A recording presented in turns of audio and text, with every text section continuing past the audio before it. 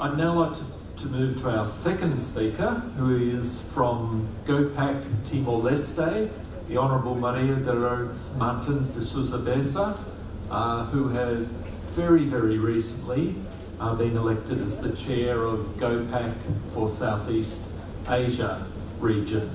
The GOPAC chapter in Timor-Leste has been one of our most active chapters, and I think Maria has to go back early tomorrow. The new government is being formed in the next couple of days in Timor-Leste. Maria is the Vice President of the National Political Commission of the Democratic Party in Timor-Leste, and she's one of the founding members of that party. She served 10 years as a Member of Parliament, and in 2015 was first elected as Vice President of the SEAPAC, and has had a strong involvement with the chapter of GOPAC Timor-Leste. So I'd now invite Maria to give us some personal reflections and from a Timor-Leste perspective on SDGs implementation. Maria. Thank you so much, John, for the introduction and also for the invitation to be here today and address you a little bit about the experience of Timor-Leste.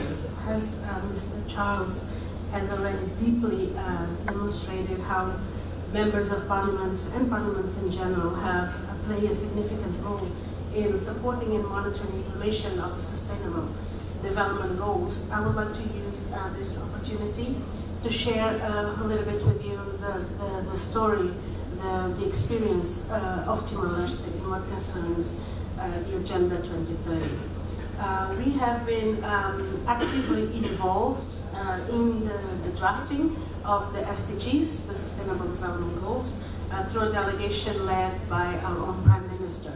And since after that, we've been trying to follow the best practices for the implementation of the SDGs. So far, we have approved the resolution that approves the SDGs in Timor-Leste. We have established the guiding lines for its implementation. We have prepared a roadmap for the implementation of the SDGs. We have established strategies and aligned the SDGs goals with our own national strategic plan through different phases.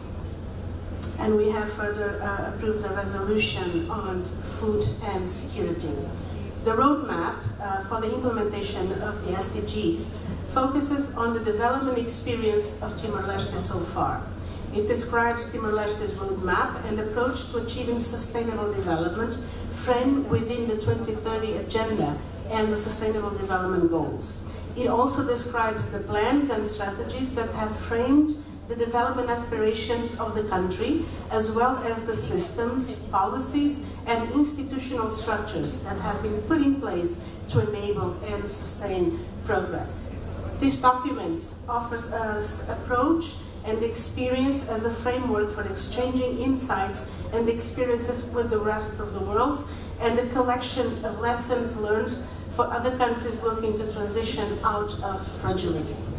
This document is based on the Strategic Development Plan, which articulates Timor-Leste's development goals and priorities. National consultations inform the Strategic Development Plan, and it reflects the aspiration of the Timor-Leste citizens. This roadmap also examines the ecosystem of sustainable development in Timor-Leste. It highlights the factors that help to create an enabling environment for achieving the 2030 Agenda. These factors include crafting and sustaining peace, as well as reconciliation following the conflict periods. Peace and stability were further strengthened by national systems, development, policies, and institutional structures.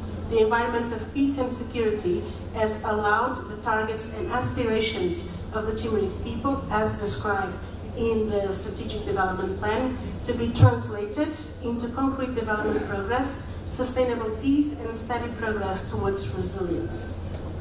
So what concrete steps has the government of Timor-Leste taken so far?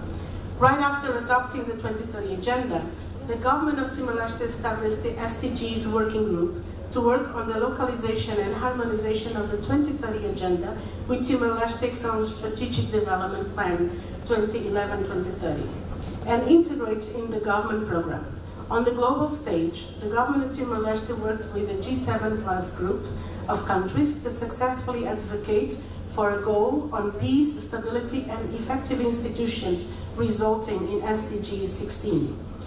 Since 2015, the government of Timor-Leste has been focusing in the short term on achieving the SDG 2, nutrition and food security, goal number 3, health, 4, education, goal 6, water and sanitation, and goal 9 on infrastructure. The SDGs working group assessed the alignment between the Strategic Development Plan and the Sustainable Development Goals and identified key points of consistency and convergence. It was clear that the Strategic Development Goals 1 to 15 is well aligned with the Strategic Development Plans. Goal 5, gender equality, Goal 16, peace, justice, and effective institutions, and Goal 17, partnerships, are consistent with the implementation approach of the Strategic Development Plan. The assessments carried out to connect SDGs to the National Development Framework show that the Strategic Development Plan is consistent with the SDGs agenda. In what concerns the implementation, the SDGs number 2, 3, 4, and 6 have been implemented in many programs and projects by the line ministries and the development partners in 2016 and 17. SDG 9 has been implemented by development partners mainly in the form of loans for large-scale roads construction projects and in the form of grants for smaller-scale roads and bridge construction projects.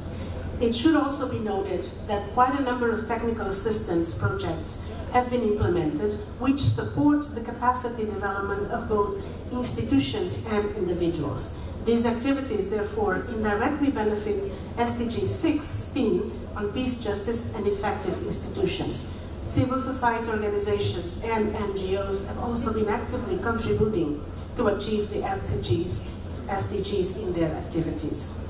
Beyond building accountable institutions, we have the requisite institutional framework for more transparent and accountable governance. This includes the Commission on Anti-Corruption, which was established in 2009 with a mandate to prevent and investigate corruption. It also includes the Provedoria or Ombudsman for Human Rights and the Civil Service Commission, which was established in 2004 to promote integrity in public sector. Other oversight institutions include the Parliamentary Commission A and Commission C, focusing on promoting public sector ethics and enforcing oversight and budget and public financial management, respectively. It also includes the Inspector General's Office, the Prosecutor General's Office, the Court of Appeal and Audit, and the National Procurement Commission. We have also established a transparent e-portal which presents information on budgets and expenditure in Tetum, Portuguese, our official languages, and in English, in line with world best practices. The G7 Plus is also having a role in implementing Goal 16 and in supporting fragile states to implement the SDGs. The G7 Plus countries are currently in the process of collecting country-level data on the SDGs priority indicators and will identify areas where greater attention and support is needed. An area of special need highlighted by most G7 Plus countries in the strengthening of statistical offices and information systems, and more generally, G7 Plus countries face major challenges in mobilizing the technical and financial resources required to achieve the SDGs. The G7 Plus plays a role of monitoring and informing the member countries of the progress. As for the priority indicators recommended by the G7 Plus group of countries, ESG indicators from the fragility spectrum were recommended for SDG 2, 4, 5, 9, and 16. All these indicators have also been appropriately taken into account in the implementation of the SDGs by Timor-Leste. As John also mentioned in my introduction today, we have had elections very recently. Just 2 days ago, our new parliament was inaugurated, and we are now within the process, within the coming weeks, of forming our 7th constitutional government. Although in the past few months, we have been undergoing an evaluation of the Strategic Development Plan's first phase of implementation. The findings of the evaluation and the SDGs roadmap will provide inputs to update the Strategic Development Plan. The lessons and priorities identified in this roadmap and the feedback and insights it generates from its audience will be taken as inputs to this review. Specific actions will also be reflected in the program of our 7th constitutional government, which will be developed in the first month of the new administration. And although it is still in the process, our incoming 7th constitutional government will agree the specific focus on the sequencing of next steps. Even so, some of the emergent priorities that will inform their decision-making process are some of them as follows. The institutionalization of the program budgeting process, including building capacities for effective implementation across the whole of government, including at the municipal level.